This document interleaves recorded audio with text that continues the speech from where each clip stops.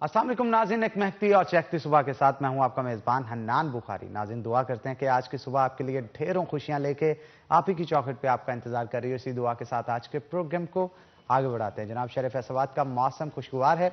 दर्जा दिन ब दिन आहिस्ता आहिस्ता बढ़ रहा है, लेकिन इसके साथ साथ जहाँ पे दर्जा राहत बढ़ रहा है, मौसम भी खुशगवार है। महकमा मौसमियात के मुताबिक आज ज़्यादा से ज़्यादा दर्जा राहत 27 डिग्री जबकि कम से कम 11 डिग्री सेंटीग्रेड रहने के चांसेस हैं और इसके साथ हवा में नमी का तनासुब 66% है।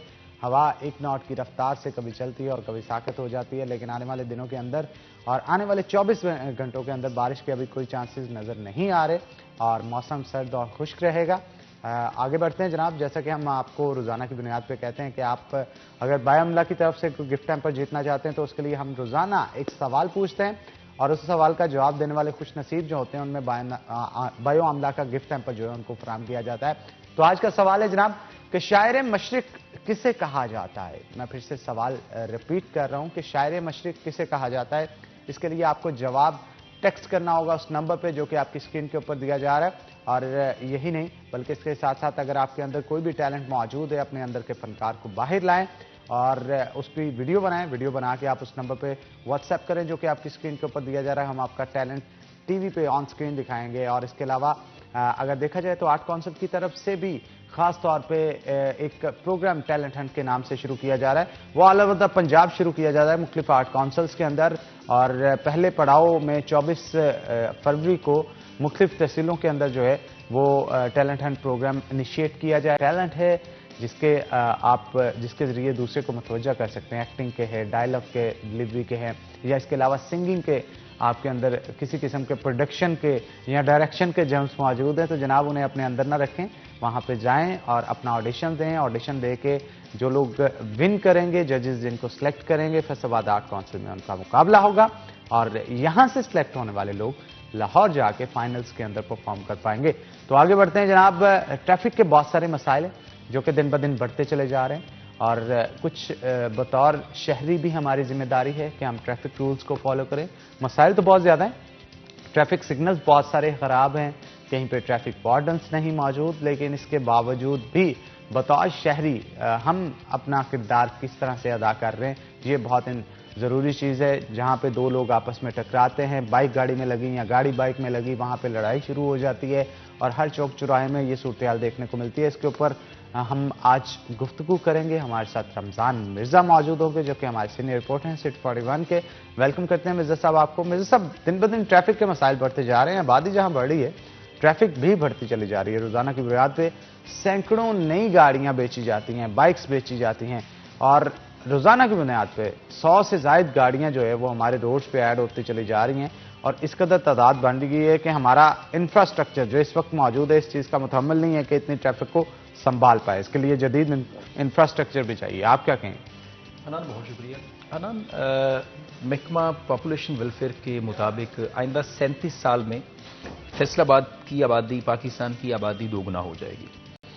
अगर हम आज से सिर्फ 37 साल पीछे चले जाएं तो हम फैसलाबाद के ऊपर अगर नज़र दौड़ाएं तो हमें नज़र ये आएगा, महसूस ये होगा कि वो तमाम पुल, वो तमाम सड़कें जो कि आज से 37 साल पहले मौजूद थीं, उनकी चौड़ाई शायद कोई 1-1.5-2 फुट चौड़ी हो गई हो। मैं मिसाल के तौर पर बात करूंगा, अगर बिलाल रोड की बात कर लें, हलाल रोड की बात कर लें, घंटाघर के 8 बाज़ारों की बात कर लें, उसके इर्द गिर्द मौजूद जो सर्कुलर रोड है उसकी बात कर लें, कोतवाली रोड की बात कर लें, तो वहां पर जितनी गुंजाइश आज से 37 साल पहले थी आज भी उतनी ही है।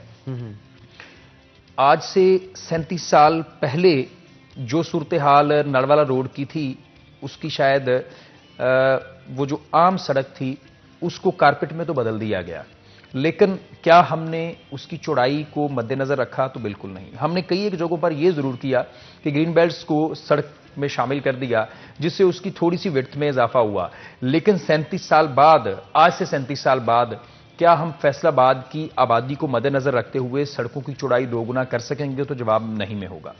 इसका मतलब यह है कि हम ट्रैफिक को मद्देनजर रखते हुए चीजों को प्लान नहीं कर रहे। और अगर हम सुबह के वक्त जबकि स्कूलों, कॉलेजेस और दफ्तरी औकात में निकलें तो आपको हर चौक चौराहे में ट्रैफिक की लंबी लाइनें जो हैं वो नजर आती हैं। हमने बहुत सारी जगहों पे फ्लाईओवर्स बना ले, अंडरपासेस बना ले, लेकिन इसके बावजूद ट्रैफिक के मसाइल जो हैं वो हल होने को नजर नहीं आ रहे। तो इसमें बुनियादी एक चीज जो कमी नजर आती है वो हमारे निसाब में ट्रैफिक कवानीन की आगाही ना होना और वालिदैन में ट्रैफिक कवानीन की आगाही ना होना है, जिसके नतीजे में इस तरह की बेहंगम ट्रैफिक भी नजर आती है, हादसात भी रिपोर्ट होते हैं और कई कीमती जानें भी जो हैं वो ज़ाया होती हैं। मिर्जा साहब, वालिदैन भी अपने कम उम्र बच्चों को 15 साल के या 14 साल के या 13 साल का बच्चा जो है वो मोटर बाइक चला रहा होता है और अगर मेन रोड पे नहीं जा सकता, गली मोहल्लों में चला रहा होता है, सौदा सलफ लेने के लिए भेज दिया जाता है, जनाब ये ले पकड़े चाबी और आप ये आटे की गट्ठी ले आएँ या फिर इसके अलावा सब्जी दुकान से ले आएँ। अब अल्टीमेटली वो जब तेज़ रफ्तारी, क्योंकि बच्चे होते हैं उनको इल्म नहीं होता, उनकी कोशिश होती है गाड़ी या बाइक जो है वो तेज़ से तेज़ चलाएं। मोहल्लों के अंदर बच्चे बाहर खेल रहे होते हैं, बाज़ औक़ात हादसात ऐसे पेश आ जाते हैं, फिर उसकी वजह से लड़ाइयाँ माँ बाप तक पहुँच जाती हैं और यहाँ तक भी देखने को मिला कि कत्ल भी बाज़ औक़ात हो जाता है। अदम बर्दाश्त जो है वो भी बढ़ता चला जा रहा है। इसके ऊपर आप क्या कहेंगे? वालिदैन की क्या जिम्मेदारी? असल में वालिदैन की बड़ी बुनियादी जिम्मेदारी है। कोई भी बच्चा है जब तक उसकी उम्र तकरीबन 5 साल है तो उसके लिए उसका सारा कुछ जो होती है उसकी माँ होती है।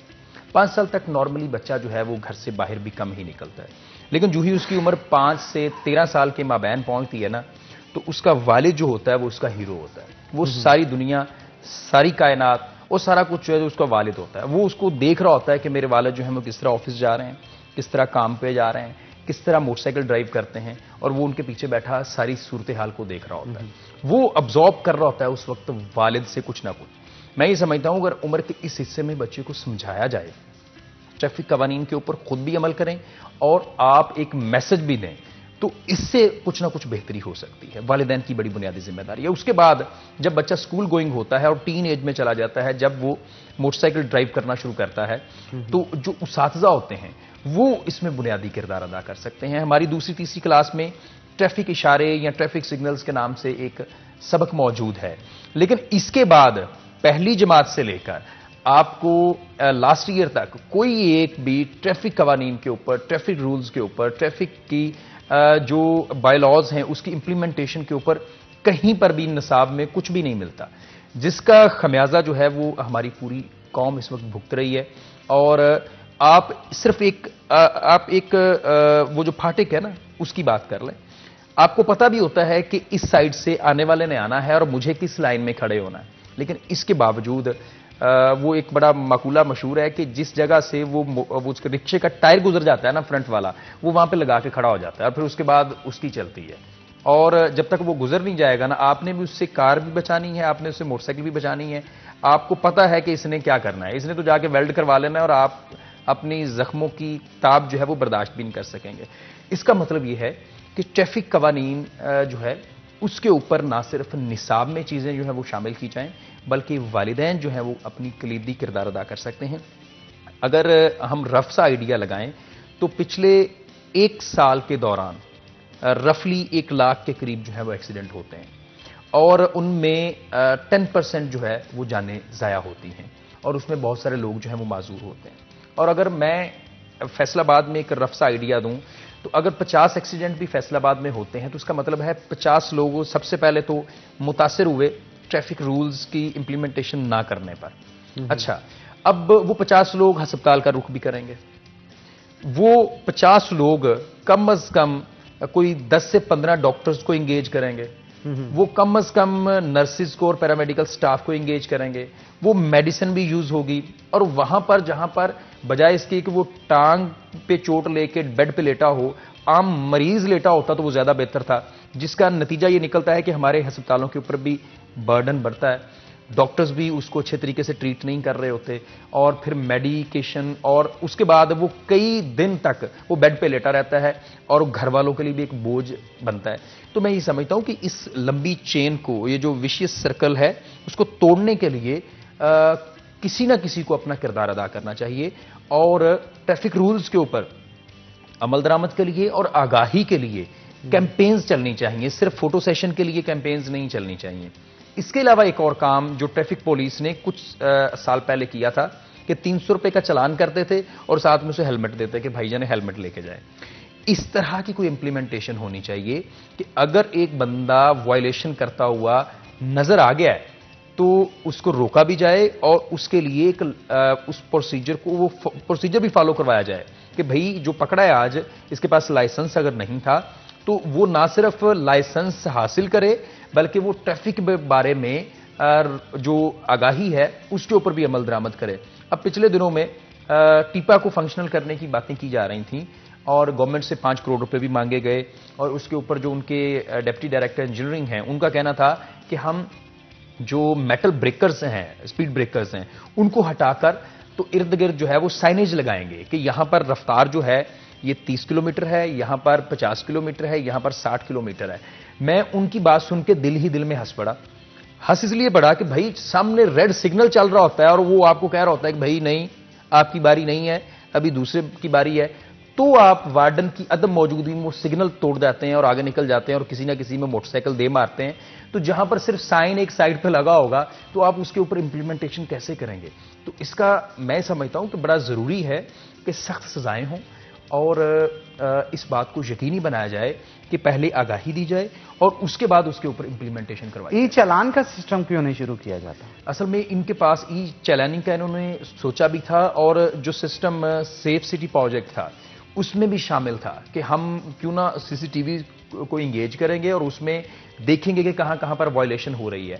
लेकिन ई चालानिंग से पहले जरूरी है कि जिस कार के ऊपर आप सफर कर रहे हैं वो आपके नाम हो, जिस मोटरसाइकिल के ऊपर मैं सफर कर रहा हूं वो मोटरसाइकिल मेरे नाम हो, जिस भी गाड़ी की मलकियत जो ड्राइवर है वो उसी के नाम हो या एटलीस्ट उस कंपनी के नाम। चला कोई और रहा होता है और चला कोई और होता है, तस्वीरें किसी और के घर चले जाती हैं, लड़ाई किसी और के घर हो जाती है।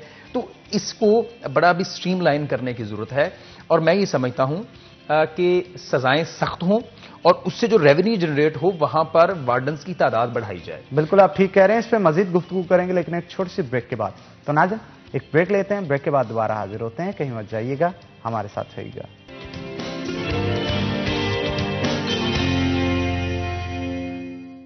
वेलकम बैक नाज़रीन, ब्रेक के बाद खुश आमदीद। नाज़रीन हमारी आवाम जो है वो नादरा और पासपोर्ट ऑफिस के बाहर लंबी कतारों में खड़ी नजर आती है। बहुत सारे मसाइल का उनको सामना करना पड़ता है और उनका कहना है कि वीआईपी प्रोटोकॉल अगर किसी के पास ना हो तो वहां पे जाके किसी चीज़ को करेक्ट करवाना या नया बनवाना उसके लिए मुश्किल ही नहीं नामुमकिन बन जाता है और पूरा दिन जो है वो वहाँ पे लगाना पड़ता है। अगर आप जॉब होल्डर हैं तो छुट्टी लेके आना पड़ती है, थोड़े वक्त के अंदर वो काम नहीं हो सकता। इनके पीछे क्या वजूहात हैं, ये इतना सुस्त क्यों है ये काम, इसके ऊपर गुफ्तगू करेंगे। रमजान मिर्जा से हमारे साथ मौजूद हैं। मिर्जा साहब आखिर क्या वजह है, इतनी लंबी लंबी कतारें, ऑफिस भी कम नहीं है, इसके बावजूद भी बहुत सारे लोग खवारे हो रहे होते हैं और काफ़ी वक्त लगता है चेंजेस करवाने के लिए उनको। आप ये ऐसे इदारे हैं जिसमें ना सिर्फ आपने आईडी कार्ड बनवाना है, उसकी एक्सपायरी डेट आ चुकी है तो आपने उसकी रिन्यूअल करवानी है, इसके साथ साथ आपने बेफाम अगर लेना है, अगर आपने जो पासपोर्ट बनवाना है तो अजीब सी कैफियत और सूरत हाल वहां पर दिखाई देती है। और आप जिस दिन आपने शनाख्ती कार्ड बनवाना होता है तो आप 2-4 दिन पहले ज़हनी तौर पर तैयार हो रहे होते हैं कि भाई मैंने शनाख्ती कार्ड बनवाने जाना है या मैंने पासपोर्ट दफ्तर जाना है, और उससे पहले आप कुछ ना कुछ इर्द गिर्द ढूंढते होते हैं कि यार अगर कोई वक्फियत वहां पर मिल जाए तो थोड़ी सी आसानी हो जाएगी। ये आज का मसला नहीं है, जब से कंप्यूटराइज्ड शनाख्ती कार्ड का इजरा हुआ है और इसको कई साल गुजर चुके हैं, कोई 2 दहाइयां होने वाली हैं, हमें नजर ये आता है कि नादरा का दफातर हूं या वो पासपोर्ट से मुतल्लिक़ दफातर हूं, वहां पर शहरी जो हैं वो बेचारे कितारों में खड़े नजर आते हैं। अच्छा, ये नहीं है कि वहां पर जो मैनेजर्स हैं उनको इस चीज़ का इदराक नहीं है कि रश किस कदर है और उन्हें इस चीज़ का भी आइडिया नहीं है कि इस रश को किस तरह ख़त्म करना है। इसमें मैं समझता हूं मैनेजर्स की कुछ गफलत इसलिए शामिल होती है कि उन्होंने रिपोर्ट पेश करनी होती है कि इस दफ्तर का रेवेन्यू जो है वो कितना है, किस कदर ज्यादा है। जब उनकी रिपोर्ट अच्छी जाती होती है तो अल्टीमेटली उनको सराहा भी जाता है।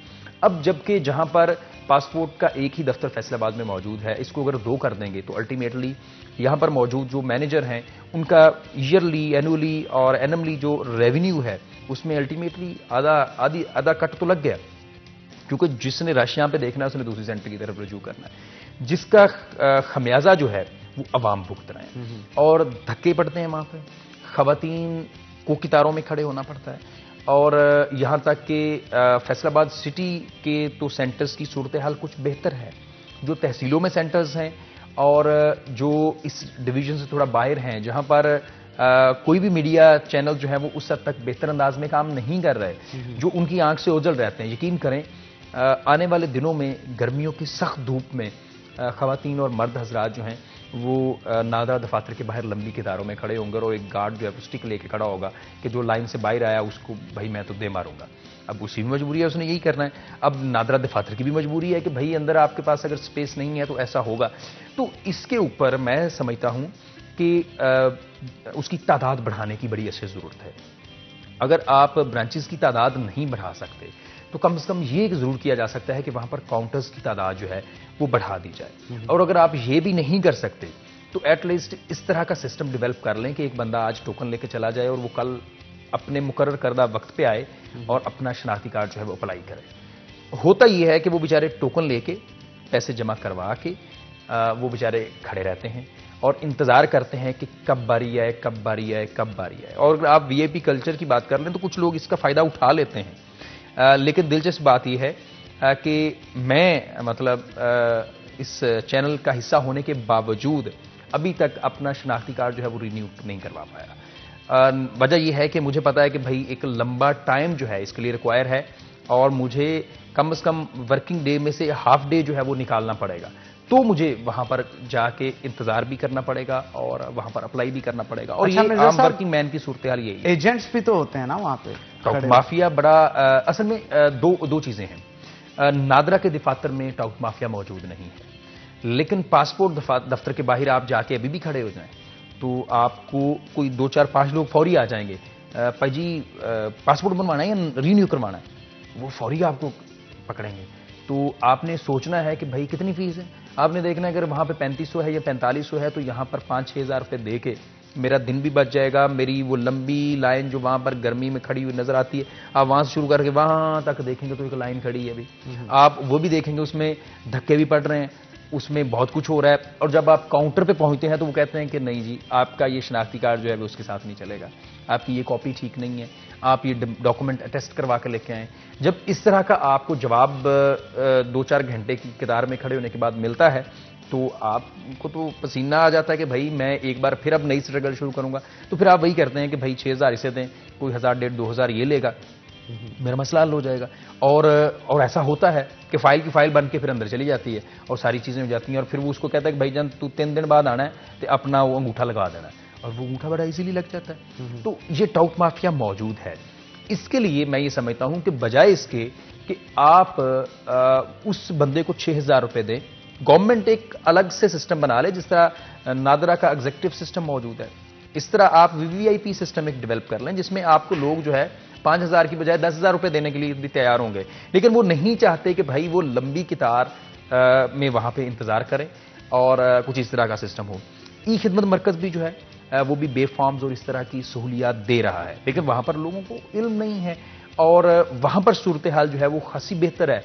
लेकिन जो ही दाखिले का मौसम आता है तो वहां पर मैंने देखा है कि बच्चियां और बच्चे जो हैं वो बाहर बेचारे धूप में खड़े होते हैं क्योंकि उनके पास भी एक लिमिटेड गुंजाइश है। वहां उससे ज्यादा वो लोगों को एंगेज नहीं कर सकते, वो वहां पे बिठा नहीं सकते, वो उनकी स्क्रीनिंग नहीं कर सकते।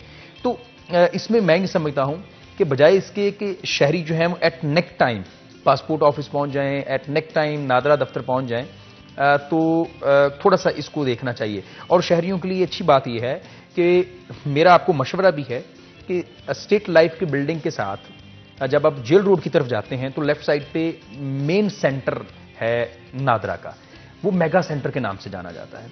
आप अतवार के रात 3 बजे भी वहां पे जाएंगे तो वो स्टाफ आपको मिलेगा। इसका मतलब यह है कि वो 24 घंटे 7 दिन में अपनी सर्विसेज फराहम कर रहे हैं।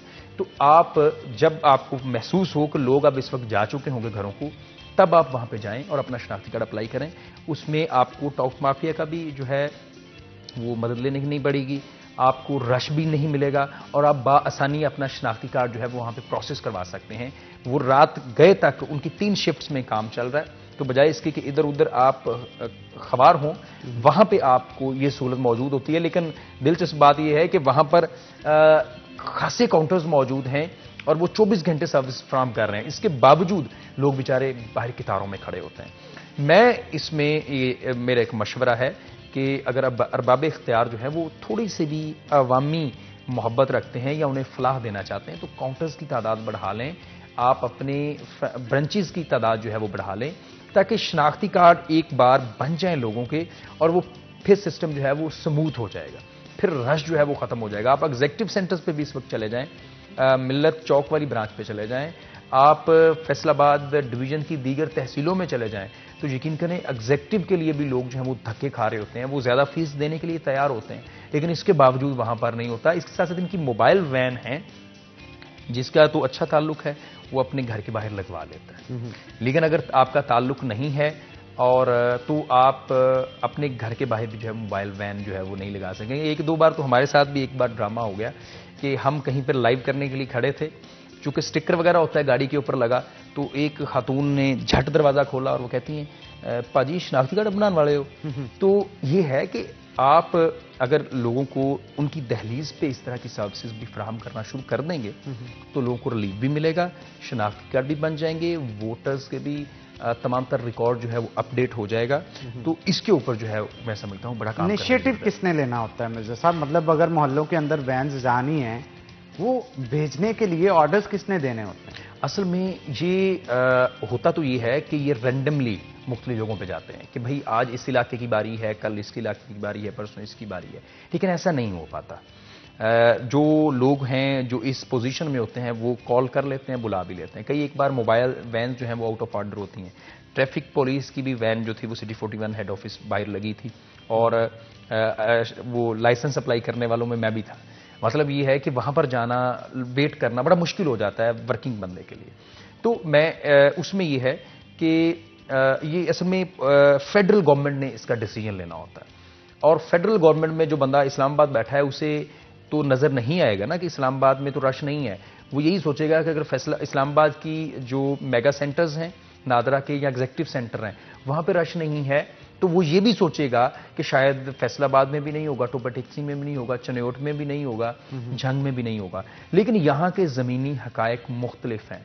यहाँ पर लोगों चूंकि आबादी ज़्यादा है और इस्लामाबाद में रहने वाला बंदा जो होता है उसके पास वसाइल भी होते हैं, उसके पास वक्त मैनेज करना भी आसान होता है, लेकिन ये उन्हें नहीं पता कि वो इस्लामाबाद में रहने वाला बंदा भी जो है वो या फैसलाबाद से गया होगा या मुल्तान से जॉब करने के लिए गया होगा, उसकी फैमिली यहाँ पर एग्जिस्ट करती है। यहाँ पर जो आबादी की गुंजानियत है वो ज़्यादा है, यहाँ पर रहने वाले अफराद की तादाद ज़्यादा है, तो अकॉर्डिंगली जो है ये सेंटर्स बनाने चाहिए।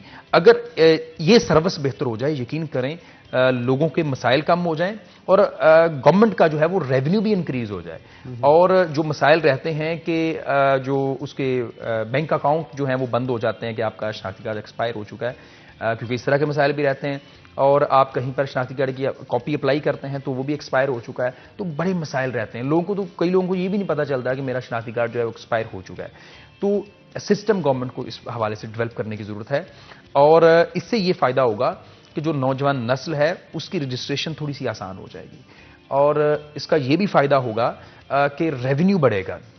इसका ये भी फायदा होगा कि आने वाले जो इलेक्शन है उसमें वोटर्स की तादाद जो है, रजिस्टर्ड वोटर्स की तादाद जो है वो बढ़ जाएगी। इस सिस्टम को खासा बेहतर करने की जरूरत है, लेकिन अभी तक ये सिस्टम बेहतर होता हुआ नजर नहीं आ रहा और कसूरवार यहाँ पे बैठे जो मैनेजर्स हैं, जोनल मैनेजर्स हैं, जो रिपोर्ट नहीं देते कि भाई इस रश को जो है वो किस तरह कर्टेल करे और इसका मसला को हल नहीं, लेकिन अभी तक नहीं। लेकिन इसके लिए कोई ना कोई स्कीम तो बनानी चाहिए ना इनको, मतलब इंस्पेक्शन लेवल उसे इंप्रूव करना चाहिए। इंस्पेक्शन किस तरह से की जानी चाहिए? सीसीटीवी कैमरास लगे होते हैं, पता भी है हर जगह रश है, लेकिन इसके बावजूद फेडरल गवर्नमेंट मुतहरक नहीं होती। क्या प्रायोरिटीज उनकी कुछ और है? जिम्मेदारी है मुतलका अराकीन कौमी असम्बली की कि वो MNAs जो हैं वो फेडरल लेवल के डिसीजन मेकिंग में मौजूद होते हैं। जब तक वो इश्यूज नहीं हाईलाइट करते कि भाई यहाँ पे ये मसला है, यकीन करें MNA को शनाख्ती कार्ड बनवाना पड़ जाए तो मैं समझता हूँ कि अब तो उनकी चल जाती है ना, अगर उनकी भी ना चले और उन्हें भी लाइन में खड़ा होना पड़े, यकीन करें वो पूरा एक दिन जो है वो बिल्कुल लाइन में कह रहे हैं। इस पर मजीद गुफ्तगू करेंगे लेकिन एक छोटी सी ब्रेक के बाद। तो नाज़रीन एक ब्रेक लेंगे, ब्रेक के बाद दोबारा हाजिर होते हैं, कहीं मत जाइएगा, हमारे साथ रहिएगा।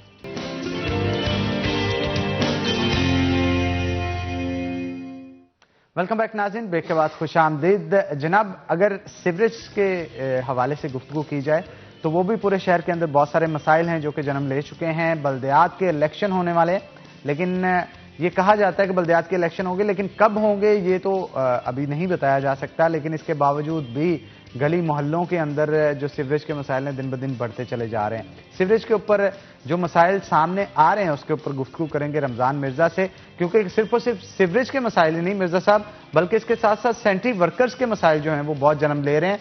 गली मोहल्लों के अंदर जो सेंट्री वर्कर्स लगाए जाते थे, जिनसे चेयरमैन, काउंसलर या वाइस चेयरमैन जो है वो काम लेता था, गली मोहल्ला साफ करवाता था अपना, लेकिन आजकल वो नजर नहीं आते। उनका कहना है कि पाकिस्तान तहरीक-ए-इंसाफ के बहुत सारे जो रसूख वाले लोग थे, जो चेयरमैन की सीट्स पे खड़े थे लेकिन हार गए, उनके जिम्मेदारियां लगा दी गई हैं। इसके बावजूद उनके पास भी काम करते नजर नहीं आते। ये सेंट्री वर्कर्स मोहल्लों से गायब कहाँ हो गए कहाँ हैं? असल में दो इदारे हैं जिनके वर्कर्स जो हैं वो हमें इस तरह सफाई में मशहूर नजर आते हैं, जिनमें सीवरेज लाइन की सफाई जो है वो वसा के वर्कर्स जो हैं वो सीवरमैन करते हैं, लेकिन जो म्यूनिसिपल वेस्ट है, कचरा है, गंदगी उठाने वाली है, वो फैसलाबाद वेस्ट मैनेजमेंट के जिम्मे है। अच्छा, मौजूदा जो एमडी वासा हैं उन्होंने आते ही वो तमाम वर्क चार्ज, उनकी तादाद तकरीबन कोई 700-800 है, उनको फारिग किया, इसलिए कि वो कहीं ना कहीं और बैठे होते थे और उनकी तनख्वाहें जो घोस्ट मुलाजमीन थे उनको फारिग किया। 800 बंदा था तकरीबन।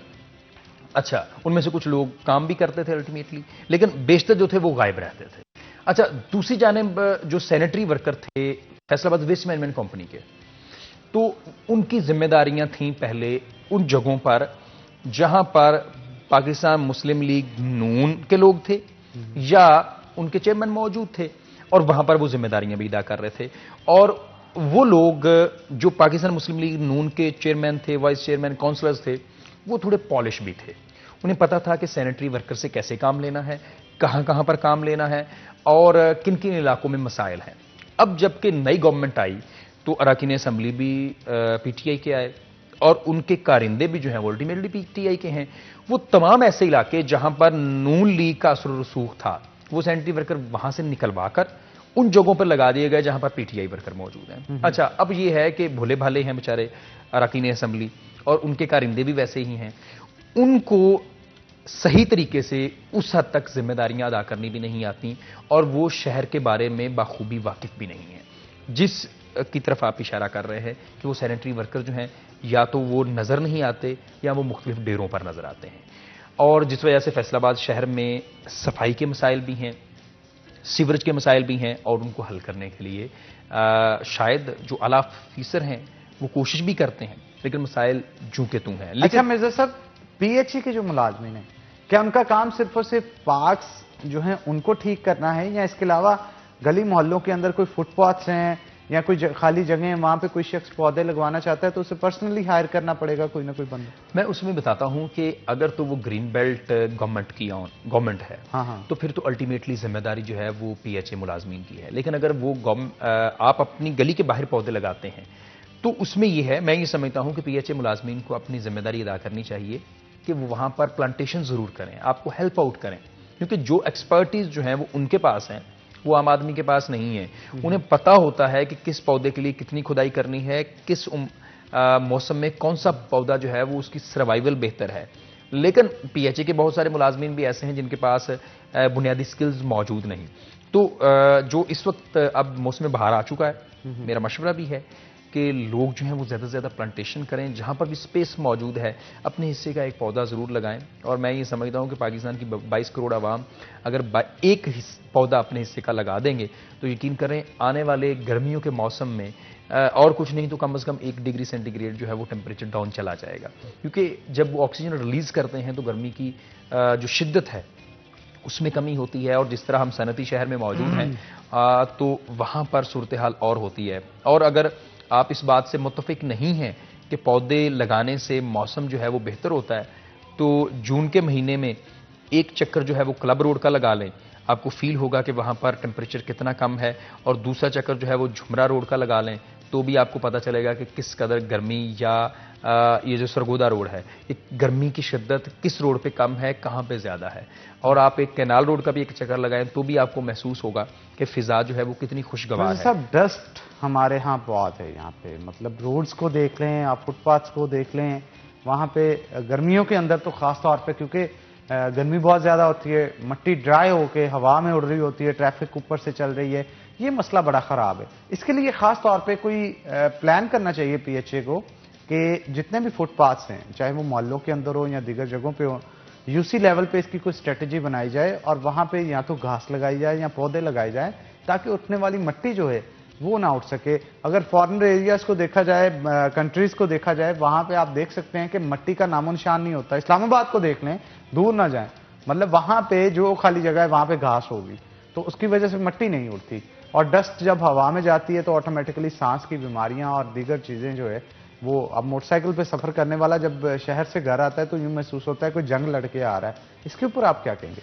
मुझे वो कल वकास का एक हमारे कैमरामैन है, उनका क्लिप वैसे हम कल चलाएंगे। क्लिप वो आ गया है और वो किसी सड़क से गुजर रहे थे और उनकी शक्ल जो थी वो मिट्टी पड़ने के बाद महसूस ही हो रही थी कि शायद किसी बड़ी जगह मजदूरी करके पहुंचे हैं यहाँ पे, तो वो मिट्टी की ही सूरत हाल थी। और अगर आप अभी भी हेलमेट पहन के, मास्क लगा के, ऐनक लगा के झंग रोड, समुद्री रोड या जड़ावाला रोड का आप एक राउंड लगाएं और जब भी ऐनक उतारते हैं ना तो एक अजीब सा वाइट से सर्कल्स बने होते हैं, आपके कैफियत आपको नजर आएगी कि वाकई है। तो ये ऐसा है, लेकिन हमें जो मौसमी हालात हैं उनको देखना पड़ता है। इस्लामाबाद में हर दूसरे, चौथे, पांचवें रोज बारिश हो जाती है, जिसका मतलब ये है कि जहां पर भी बरसेगा पानी वहां पर मौजूद जो जान मौजूद है उसमें तकवीयत आएगी, वो घास हो, वो पौधे हों। लेकिन फैसलाबाद की सूरत हाल थोड़ी सी मुख्तलिफ है, लेकिन इसमें लोगों को इन्वॉल्व किया जा सकता है। कैनाल के ऊपर अगर मिट्टी है तो मैं ये समझता हूं ना अहली है सनतकारों की और पीएचए की, और अगर सरगोदा रोड के ऊपर अगर मिट्टी उड़ती है तो ना अहली है सनतकारों की और वहां पर मौजूद दुकानदारों की। अगर हर बंदा अपने हिस्से की थोड़ी सी जिम्मेदारी ले ले कि मुझे अपने सामने का हिस्सा साफ करना है और साफ करके कचरा साथ वाले की दुकान के आगे नहीं फेंक देना, इसको डंप करना। ज्वाइंट वेंचर होना चाहिए ना, ज्वाइंट वेंचर की बड़ी जरूरत है। पीएचए को भी चाहिए कि यूसी वाइज इस चीज को डिटेक्ट कर ले। और अगर आपके पास मुलाजमीन ज्यादा नहीं है, हम ये नहीं कहते एक ही रोज आप पूरे मुलाजमीन पूरे शहर में फैला दें, तो एरियाज डिफाइन कर लिए जाए और उन एरियाज में फिर मुलाजमीन को भेजा जाए, वहां के जो रहायशी हैं उनकी कोलैबोरेशन के साथ जो है वो काम किया जाए। आधा पार्ट ये अदा करें, आधा वो अदा करें। अगर बजट नहीं है, पौधे वो ले आए, लेकिन लगा तो ये सकते हैं, बिल्कुल होना चाहिए, सफाई घास लगानी चाहिए। लोगों को नहीं पता कि कहां से सफाई करनी है, किस तरह खुदाई करनी है, इसके लिए पीएचए मुलाजमीन की खिदमत चाहिए होंगी। और पीएचए की ना सिर्फ खिदमत चाहिए, मैं समझता हूं सुपरविजन भी उनकी जिम्मेदारी है, और ये भी जिम्मेदारी है कि वो ज्वाइंट वेंचर को शुरू तो वो करें, क्योंकि इनिशिएटिव कहीं और से नहीं आएगा। पीएचए की ही बुनियादी जिम्मेदारी है कि वो फैसलाबाद को लायलपुर ग्रीन लायलपुर का जो ख्वाब दिखाया गया था उसको पूरा करें। अच्छा मिर्जा साहब, शुरू पे तो आसमा इजाज सीमा काफी मुतहरक हुई थी, अब नजर नहीं आती कहीं पे भी काम करती हुई, उस पर क्या कहेंगे आप? असल में शायद ज़्यादा लोगों को इस बात का इल्म नहीं है। गुज़िश्ता दिनों में उन्हें एक इंजरी आ गई थी, जिस वजह से वो अभी भी सेहतयाब नहीं हुई। कल उन्होंने कमिश्नर फैसलाबाद से एक मुलाकात ज़रूर की थी, और आने वाले दिनों में जो ही उनकी सेहत बेहतर होगी तो वो नज़र भी आएंगी। बहुत सारे लोगों ने इस पर सवाल किया है और लोग सोच भी रहे हैं, और मुख्तलिफ किस्म की चमगोइयाँ भी जो थी वो मार्केट में मौजूद थी। मतलब थिंग इज मिर्जा साहब, काम तो नहीं रुकना चाहिए ना। अगर काम अल्टीमेटली नहीं रुकना चाहिए तो आप 1 महीने या 2 महीने की लीव लेके चले जाएं, उतनी देर चार्ज किसी और को दे दिया जाए। असल में ये था कि जो डायरेक्टर हॉर्टिकल्चर हैं अब्दुल्ला निसार चीमा, उनकी मिसेज की इस दौरान डेथ हो गई, और जो बाकी स्टाफ था उन्होंने उस वक्त को गनीमत जानते हुए वो गैर हाजिरियां भी की। इसके बाद गवर्नमेंट की तरफ से ऑर्डर आ गया कि भाई 50% स्टाफ, लेकिन मेरा सवाल फिर उनसे यही था कि आप पहले ही 50% हैं, आपके पास पहले ही स्ट्रेंथ मौजूद नहीं है, तो आप 50% और क्या करेंगे, मजीद कम करेंगे। तो इस हवाले से अब सूरत हाल बेहतर है, और मुझे लग रहा है कि बाहर से पहले फैसलाबाद में बाहर आना शुरू हो जाएगी। और पीएचए की जानिब से प्लान किया जा रहा है जो कि अगर गवर्नमेंट और सेक्रेटरी हेल्थ जो है इसके ऊपर उन्हें कोई रहनुमाई देंगे तो वो अकॉर्डिंगली जश्न बहारा प्लान करेंगी। और जश्न बहारा को प्लान करते हुए ना सिर्फ फैसलाबादियों को सस्ती तफरी जो है वो उसकी तवक्को है, बल्कि इसके साथ ये भी नज़र आ रहा है कि फैसलाबाद में फूल खिलेंगे, खुशबुएं आएंगी, और फैसलाबाद का माहौल जो है वो जहां पर दीदा ज़ेब होगा, मौतर भी होगा। अच्छा मिर्जा साहब, ये नीचे किसके आते हैं? सेक्रेटरी इनका कौन होता है? सेक्रेटरी हाउसिंग जो हैं वो जिम्मेदार हैं, और सेक्रेटरी हाउसिंग के मातहत जो इदारे फैसलाबाद में काम कर रहे हैं उनमें PHA है, उनमें FDA है, वसा है, पब्लिक हेल्थ इंजीनियरिंग है। ये सेक्रेटरी हाउसिंग के डायरेक्ट मातहत हैं, और इसके साथ साथ जो कॉरपोरेशन है ये सेक्रेटरी लोकल गवर्नमेंट के मातहत आते हैं, और जो हाईवेज हैं, बिल्डिंग है, ये सेक्रेटरी कम्युनिकेशन एंड वर्क्स के मातहत आते हैं। तो ये बड़े जिम्मेदार इदारे होते हैं, और ये बड़े मुतहरक सेक्रेटरी जो हैं इन इदारों में लगाए जाते हैं। लेकिन अफसोस ये रहा है कि पिछले कुछ टाइम में कुछ जिम्मेदार लोग लगाए भी गए, लेकिन उन्हें काम नहीं करने दिया गया, और कुछ जिम्मेदार लोग ऐसे थे जो काम करना नहीं चाहते थे, और फिर अल्टीमेटली ये कह दिया जाता है कि भाई जो हमें फंड्स हैं वो गवर्नमेंट की जानिब से नहीं दिए जा रहे। तो अब जिम्मेदारी मुझे उम्मीद है आने वाले दिनों में बढ़ेगी, क्योंकि गवर्नमेंट जो है वो डिलीवर करना चाह रही है। डिलीवरी नहीं होगी तो वोट बैंक जो है वो टूटेगा, वोट बैंक नहीं होगा तो जो अगले इलेक्शन का ख्वाब है और जीतकर हुकूमत बनाना, वो पूरा नहीं होगा। तो अब आने वाले 2 साल अहम हैं। बलदियाती इलेक्शन से पहले की जो मनसूबाबंदी है वो भी बड़ी अहम है, और इलेक्शन होने जा रहे हैं तो नज़र भी कुछ आ रहा है कि इस तरह की फिजा जो है वो पैदा की जा रही है, कम्युनिटी डेवलपमेंट प्रोग्राम्स बनाए जा रहे हैं। इसके साथ साथ सैप है, इसके साथ साथ दीगर ADPs में कुछ मंसूबे रखे जा रहे हैं। लेकिन अफसोसनाक बात यह है कि फैसलाबादियों के लिए जो 2 अरब रुपए से मेट्रोपॉलिटन कॉरपोरेशन की हदूद में शहरी सड़कें बननी थी, वो भी शायद नहीं बनेगी, क्योंकि गवर्नमेंट ने बड़ा वाज़ेह कह दिया है कि मेट्रोपॉलिटन कॉरपोरेशन अपने फंड जनरेट करे, मतलब टैक्स इकट्ठा करे, और फिर वो टैक्स जो है वो इकट्ठा करने के बाद सड़कों की तामीर में लगाए। इसका मतलब यह है कि अभी 1-1.5 साल और लगेगा फैसलाबाद जी, ये तो अब आने वाला में। वक्त बताएगा कि हमारा शहर किस दिशा में जा रहा है। तो बहुत शुक्रिया रमजान मिर्जा साहब आज के शो में आने के लिए। इसी के साथ नाज़रीन एक ब्रेक लेते हैं, ब्रेक के बाद दोबारा हाजिर होंगे। कहीं मत जाइएगा, हमारे साथ रहिएगा।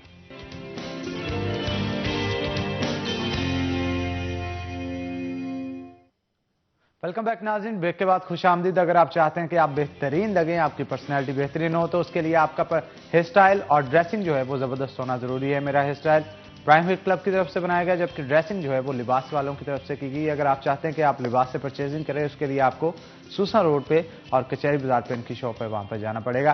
तो हमारा फेवरेट सेगमेंट किचन स्टार्ट हो चुका है। चलते हैं किचन में और देखते हैं कि शेफ UK आज क्या बना रहे हैं। अस्सलाम वालेकुम शेफ, कैसे हैं आप? सर कैसे आप? ठीक है, मैं बिल्कुल ठीक ठाक जनाब, आप सुनाए ठीक हैं? अल्हम्दुलिल्लाह। जनाब आज क्या बनाने जा रहे हैं? आप बीफ कबाब मसाला हांडी है सर। बीफ कबाब मसाला हांडी। जी जी। तो इसके लिए फिर मसाला तैयार भी करना होगा? ये मसाला मैंने तैयार किया हुआ ऑलरेडी, इसकी रेसिपी बता देते हैं सर। ये हमारे पास बीफ का कीमा है सर। ठीक है, कितना कीमा है? ये हाफ KG कीमा सर। ठीक है, उसके अंदर क्या क्या चीजें डालेगी? एक ऑनियन डालेंगे सर, कटा हुआ? जी जी, पिसा हुआ वाली मशीन है उसे इसी के अंदर। अच्छा, कीमे वाली मशीन के अंदर ही डाल दिया जाएगा बीफ के साथ ही, यानी कि ऑनियन होगा, 4-5 ग्रीन चिली होगी हमारे पास, अदरक होगा, थोम होगा 2 पीस। तो इसको ग्राइंड किया जाएगा। उसके बाद बारबेक्यू मसाला लगाएंगे इसको। पाकिस्तानी मसाला हमारे पास वाइट पेपर है, सॉल्ट है, गरम मसाला मिक्स है, खुश्क धनिया है, क्रश चिली है सर हमारे पास। क्वांटिटी भी बताए ना कितने कितने यूज की जाएगी? ये half tea spoon black pepper होगा, हाफ टी स्पून होगा सॉल्ट, गरम मसाला होगा 1 टीस्पून, हाफ टी स्पून होगा खुश्क धनिया, क्रश चिली का 1 चम्मच होगा, और व्हाइट पेपर वो लास्ट पे लगाएंगे। इसको अच्छी तरह प्रेस करेंगे। ठीक है, अच्छे से मिक्स करेंगे इसे। जी जी। मिक्स करने के बाद इसको थोड़ी देर रखेंगे ताकि ये अपना ना और मिक्स हो जाए, इसका हर चीज़ में जज़ब हो जाए। उसके बाद हम इसको कबाब बनाना चाहते हैं तो सीख के अंदर कबाब बनाए जाएंगे ताकि टूटे ना। इसको अच्छी तरह प्रेस करने का मकसद यही है सर, ये टूटे ना, ताकि ग्रिल के ऊपर जाए या किसी हार्ड प्लेट के ऊपर जाए, डिफरेंट ना हो। बिल्कुल आप ठीक कह रहे हैं। और इसके अलावा साथ में सैलेड तैयार किया जाएगा? ये सैलेड जी सर, हमने खाने के लिए सैलेड है हमारे पास। ओनियन के साथ हम इसकी ग्रेवी बनाएंगे सर। और हमारे पास टमाटर पेस्ट है, ये ब्राउन करने के बाद इसमें डालेंगे। उसके बाद हम इसमें टेस्ट लगा के हल्का सा इसी ऑयल के अंदर। यहाँ पे थोड़ी कंफ्यूजन हो रही है कि पहले ये जो पेस्ट तैयार की गई है जी जी कीमे वाली, इसमें सिर्फ अनियन और मिर्चें हैं? मिर्चें और अदरक और थोम है सर। ठीक है जी। कितनी कितनी क्वांटिटी है? एक ऑनियन है इसमें हाफ KG में सर। ठीक है। एक अदरक का पीस छोटा है, 2 थोम के है स्लाइस, और इसको अच्छी तरह इसी मशीन कीमे की मशीन के अंदर कीमे की मशीन के अंदर ग्राइंड कर लिया। उसके बाद इसको प्रेस करेंगे। ग्रीन चिल्ली भी है इसे ऐड किस में किया जाएगा? गोल्डन घी में हम बनाएंगे। गोल्डन घी हमने गर्म करने के लिए रखा है। गोल्डन कुकिंग ऑयल के अंदर जनाब इसे तैयार किया जाएगा। गोल्डन कुकिंग ऑयल बनाने वालों का इसे कहना है कि इसे अफजान सेहत के असूलों के ऐन मुताबिक कुदरती अज्जा के साथ तैयार किया जाता है, जिसका मकसद ये होता है कि आपके खाने की लज्जत को चार चांद लगाए जाए। इसके अंदर विटामिन का ब्लेंड भी मौजूद है। विटामिन ए, विटामिन डी और विटामिन ई इसके अंदर मौजूद है। अगर आप चाहते हैं कि आपके खानों की लज्जत ज़बरदस्त हो, उसके लिए आपको बाजार में जाके सबसे पहले आपका इंतखाब होना चाहिए गोल्डन कुकिंग ऑयल। तो हमने कितना ऑयल ऐड किया है कढ़ाई के अंदर? 1 करी स्पून है सर। ये 1 करी स्पून जनाब ऐड किया। उसके अंदर आपने कटे हुए कितने अनियन डालने? 1 ऑनियन डाला हमने। 1 कटा हुआ अनियन डाल के ग्रेवी के लिए सर। ठीक है, ग्रेवी के लिए इसे पकाना है और जब तक ये ब्राउन नहीं हो जाता इसे पकाते रहना। और जैसे ही ब्राउन हो जाएगा इसमें ये हमने अब टमाटो पेस्ट डालना है सर। टमाटो पेस्ट डाली जाएगी। और टमाटो पेस्ट को कितनी देर के लिए पकाया जाएगा? सर जब तक इसका पानी खुश्क हो जाएगा जब तक हम इसको पकाएंगे। इसके बाद हम इसको टेस्ट डालने के बाद हल्का सा पंच लगाएंगे टेस्ट का। तो ऑलरेडी हमने ये बारबेक्यू की रेसिपी है सर। अगर आप सीख में बनाएंगे हार्ड प्लेट होगा या ग्रिल होगी उसके लिए ये सब कुछ इसका बराबर है। ठीक है, टेस्ट इसका ना अगर हमने ये पेस्ट बनाना इसलिए हमने ½ टीस्पून इसकी ग्रेवी में डालेंगे सर। बिल्कुल ठीक कह रहे हैं। क्योंकि ऑलरेडी हमने पेस्ट बनाया हुआ टमाटर का, ऑनियन है, इसकी जाके फिर। अच्छा, ये टमाटर पेस्ट कैसे बनाना है? ये tomato paste sir grinder machine होगी आपके पास घर में, उसमें पानी डालें। अगर 4 टमाटर है तो 1 कप पानी डालें ताकि उसमें पानी में ना वो अच्छी तरह ग्राइंड होता है, खुशबू न चले। अब यहाँ पे हमने कितने टमाटो पेस्ट? ये हमने 1 टमाटो पेस्ट किया, ½ कप पानी है हमारे पास। ठीक है, हाफ या उससे भी आधा कप पानी, ताकि वो अच्छी तरह ग्राइंड हो जाए। ठीक है, तो जनाब इसे अनियन को कितनी देर के लिए पकाया जाएगा? उन्हें सब हल्का सा ब्राउन करेंगे सर इसको। उसके बाद हम इसमें पेस्ट डालेंगे। पेस्ट डालने के बाद हम इसे टेस्ट लगाएंगे। टेस्ट के बाद ये हम बारबेक्यू हमारी जो रेसिपी है, हमारे पास बारबेक्यू इधर कंफर्टेबल नहीं है तो इसलिए अच्छा, इसके लिए कबाब मसाला हांडी बना लिया। ठीक हो गया। अब मुझे ये बताएं कि इसके साथ रोटियां ठीक रहेंगी, नान ठीक रहेगा, खमीरी सर? हमारे उधर चाय नाश्ते पे तंदूरी पराठा होता है सर। बेसिकली उसकी डिफरेंट 3 किस्म की सॉस होती है, रायता होता है, मीठी चटनी होती है, खट्टी मीठी चटनी होती है। तो उनको तैयार किया जाता है, उससे जो है वो चीजों को बेहतर किया जाता है। इसके साथ साथ मुझे ये बताया कि गार्निशिंग किस किस चीज की? हमारे पास ग्रीन चिल्ली है, धनिया है हमारे पास, जिंजर कटिंग की हुई है, अदरक है हमारे पास। इसको ऊपर कटिंग लास्ट पे गार्निश किया जाएगा। और बहुत सारे लोग होते हैं उन्हें जरा इस तरह की मसालेजात वाली चीजों के साथ नान खाने की आदत होती है, तो वो लोग भी इस चीज का यूज कर सकते हैं। और ड्रिंक्स साथ में कौन सी यूज की जाती है? लेमनेड यूज करेंगे। मोस्टली लेमनेड ही इस्तेमाल की जाती है। और इसके साथ ग्रीन सैलेड होती है। अब आपने जो सैलेड तैयार किया इसको जूलियन कट किया गया? जी, जूलियन कटिंग किया ताकि कैबेज है, खीरा है हमारे पास और गाजर है। इसके अलावा अगर ग्रीन सैलेड तैयार करना हो तो ग्रीन सैलेड के लिए सर आइसबर्ग हो गया हमारे पास। मायोनीज में हम हल्की सी आइसिंग शुगर ऐड करेंगे। अगर आपके मस्टर्ड सॉस आपके पास मौजूद है तो 1 चम्मच उसमें लगा के फ्लेवर के लिए उसको मिक्स करने। उसके बाद आइस भर के हम केले उसको फ्लेवर करेंगे इसी बोल में डाल के। उसके बाद हम सॉस जो बनाई होगी वो डाल के उसको मिक्स करके। चिकन आपके पास मौजूद है, चिकन भी डाल सकते हैं, ब्लैक गोली, मशरूम, जो भी आपके पास कंफर्टेबल है वो आप डाल सकते हैं, नो इशू। अब मेरा ख्याल है प्याज जो है वो ब्राउन हो गए हैं। हम इसमें अब जो है क्योंकि हमारा बीफ भी हम थोड़ा सा इसमें डालना ताकि इसके बीफ के अंदर ही पकाएंगे। हमारी ये सीख के कबाब की रेसिपी है, ये हम बनाएंगे। टमाटो पेस्ट जनाब इसमें ऐड कर दिया ऑयल, क्योंकि गर्म है इस वजह से थोड़ा सा हंडिया जो है उसमें छींटे उड़ेंगे। उसके लिए आपको इसके ऊपर ढक्कन दे देना है और जब तक पानी वेपोरेट नहीं होता आपने इंतजार करना है। तो मेरा ख्याल 2 से 3 मिनट के अंदर वाटर वेपोरेट हो जाएगा। और ये कितनी देर के लिए पकाएंगे सर? ये बीफ है थोड़ा सा 5 से 7 मिनट लगेंगे। इसकी अच्छी तरह बुनाई करेंगे। अगर वो हमारे पास सीख होती, हार्ड प्लेट होती या ग्रिल होती उसमें तो 10 मिनट में तैयार हो जाना था मसाला। ऑलरेडी हमारा ये बारबेक्यू का मसाला, हम बारबेक्यू हमारे पास मौजूद नहीं है, हम इसमें कबाब मसाला हांडी बनाएंगे। कबाब मसाला हांडी इसमें तैयार की जाएगी। तो ठीक है जनाब, आप इसे रेडी करें, उतनी देर हम आज के जो गेस्ट हैं हमारे उनकी तरफ चलते हैं। नाज़रीन, अगर हमारे मुआशरे की बात की जाए तो हमारे मुआशरे के अंदर बहुत सारे बिगाड़ दिन ब दिन पैदा हो रहे हैं, घरों के अंदर बिगाड़ पैदा हो रहे हैं। और ये बिगाड़ इसलिए सिर्फ और सिर्फ पैदा हो रहे हैं कि या तो वालिदैन जो हैं वो अपने बच्चों की तरबियत अच्छे से नहीं करते, और तरबियत अगर अच्छे से की है तो उन्हें माशरे में किस तरह से जीना है, किस तरह से रहना है, किस तरह से अपना फ्यूचर जो है वो सिलेक्ट करना है, किस तरह से अपनी करियर काउंसलिंग करनी है, इन तमाम तर चीज़ों के हवाले से नहीं बताया जाता। बच्चों की तरबियत अगर अच्छी है तो माशरे के अंदर वो अच्छे से एग्जिस्ट कर पाएंगे, माशरे के अंदर जो इंसानी हकूक है वो लोगों को पूरे दे पाएंगे, हमसायों को, अपने रिश्तेदारों को हकूक जो है वो पूरे दे पाएंगे। लेकिन आजकल ये तरबियत जो है वो काफ़ी पीछे चली जा रही है। उसकी वजूहत जदीद टेक्नोलॉजी को भी ठहराया जाता है बाज़ औक़ात वालिदैन की तरफ से, और नाफरमा बरदारी भी बहुत ज़्यादा बच्चे आजकल करते हैं। शायद हमारा मुआशरा कुछ इस तरह का बनना शुरू हो गया कि इसे ट्रैक पे लाने की वापस ज़रूरत है। इसी मौजू पे आज हम गुफ्तगू करेंगे। पाकिस्तान मुस्लिम लीग नून की रहनुमा है मैमूना हुसैन हमारे साथ मौजूद होंगी, और इसके साथ साथ उनसे ये भी गुफ्तगू करेंगे कि घरों के अंदर शक की बुनियाद पे जो है जो मसाइल पैदा होते हैं उसके ऊपर भी उनका क्या कहना है। तो बच्चों की तरबियत के हवाले से मैडम आप क्या कहेंगे?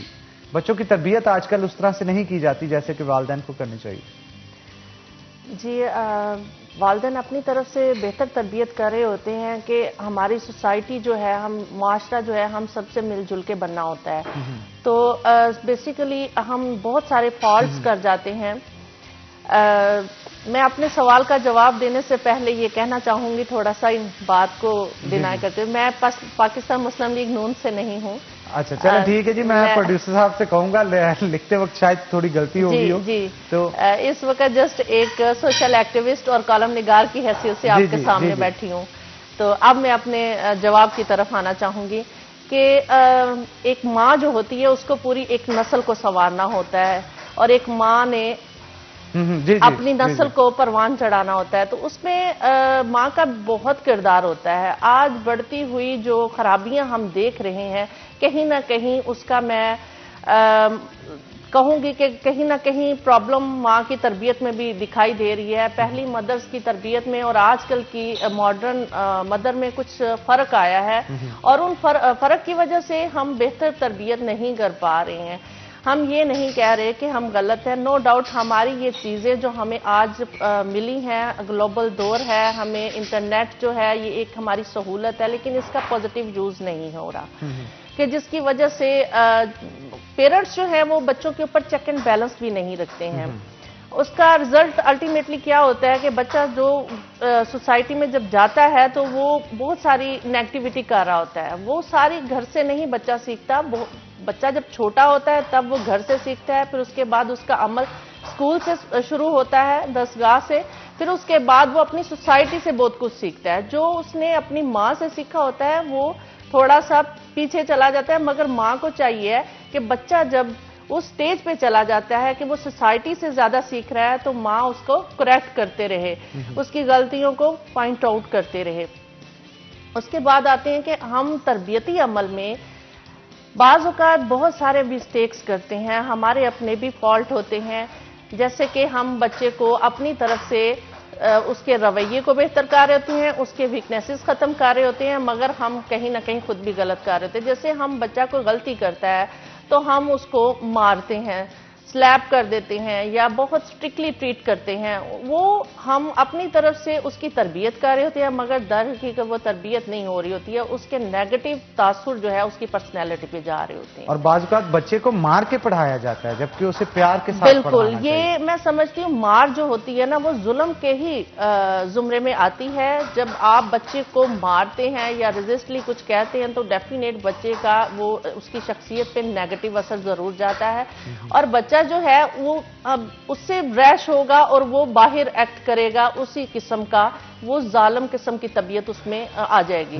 तो ये एक नेगेटिव पहलू है। फिर आगे चलते हैं कि अगर हम बाज़ औक़ात बच्चा कोई मिस्टेक करता है तो हम उसको गए बगैर बार बार उसको याद करवा रहे होते हैं। उससे एहसास नदामत जो है ना वो बच्चे को एहसास कमतरी की तरफ लेके जाती है।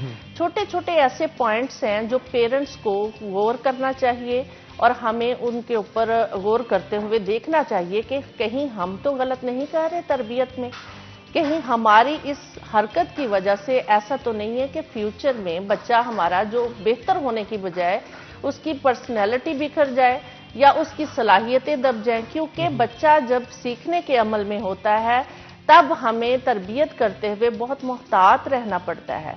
फिर अगर हम उसकी सलाहियतें छुपी हुई उभार नहीं सके तो मैं समझती हूँ कि गुड पेरेंट्स नहीं है। मैं समझती हूँ कामयाब वालिदैन वो होते हैं जो कि जिनकी औलादें कामयाब होती हैं, और उनके लिए एक खूबसूरत आने वाली जिंदगी होती है। बाज़ बच्चे खेल में अच्छे होते हैं, पढ़ाई में कमजोर होते हैं, लेकिन वालिदैन की कोशिश होती है उन्हें पढ़ाई की तरफ ही ज्यादा लाया जाए। इसके ऊपर आप क्या कहेंगे? ऐसा बिल्कुल है, बच्चे ज़्यादा बाज़ खेल की तरफ ध्यान देते हैं, मगर ऐसा नहीं है कि हम बच्चे को खेलने की तरफ एकदम से छुड़वा के, क्योंकि बच्चा अपनी सोच के हिसाब से चलता है। जो उसे अच्छा लगना है, जो आपको अच्छा लगना है, बच्चे ने वो नहीं करना है। आप देख रहे हैं कि ये इसके लिए, इसके मुस्तकबिल के लिए बेटर है, ये नहीं है, आपने उस हिसाब से बच्चे को टर्न करना है। अब यहाँ पे ज़रूरत है कि हम बच्चे की नफ्सियात को समझते हुए उसको मोल्ड करें आहिस्ता आहिस्ता।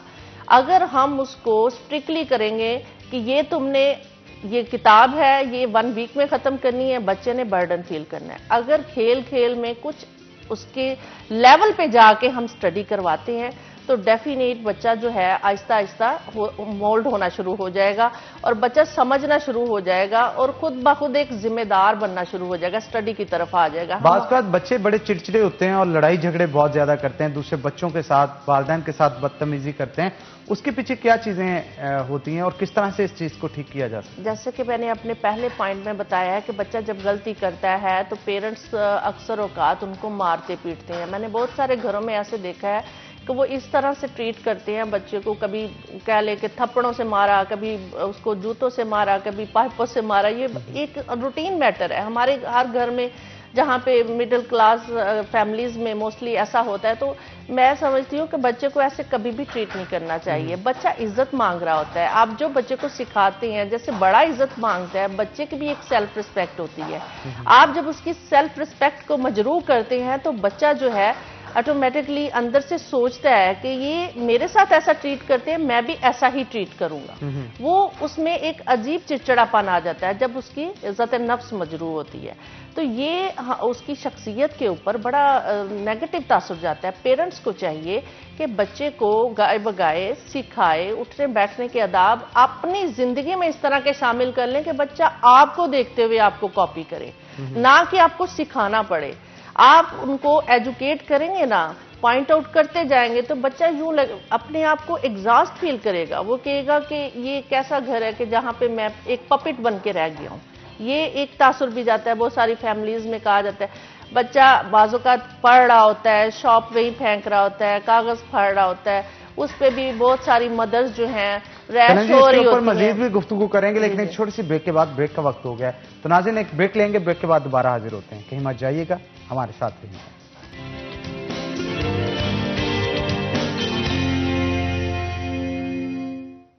वेलकम बैक नाज़रीन, ब्रेक के बाद खुशामदीद। महमूना हुसैन हमारे साथ मौजूद हैं, उनसे मजीद गुफ्तगू करते हैं।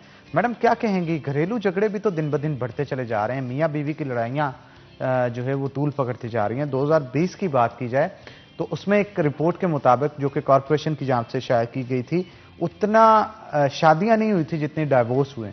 उसके पीछे क्या वजूहात हो सकती हैं? एक दूसरे के साथ लड़ाई झगड़े बढ़ते बढ़ते तूल पकड़ जाते हैं, उस पर क्या कहेंगे आप?